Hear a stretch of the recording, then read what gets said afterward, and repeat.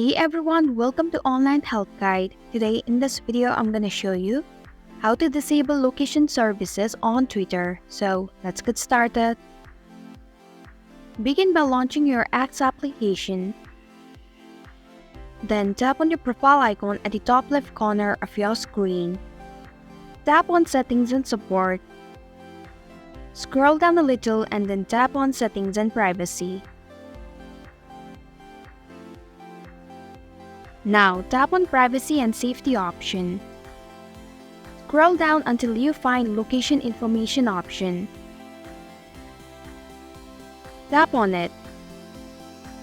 Now just disable Personalize based on place you have been and Personalize based on precise location. And this is how you can disable location services on Twitter. Thanks for watching Online Health Guide. If you like this video, hit the like button and drop a comment with any questions or feedback. If you are new, subscribe and click the bell icon to stay updated on the future videos.